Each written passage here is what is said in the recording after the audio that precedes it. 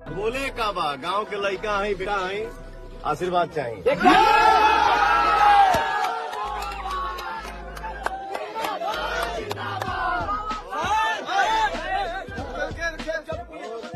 बेटा है वो वचन देके जाता कि आप सबके बीच में कभी सांसद नहीं आएगा, सबके सामने हमेशा बेटा है।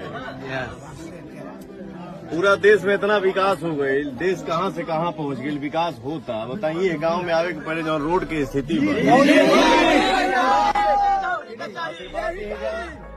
सब सपना पूरा करो।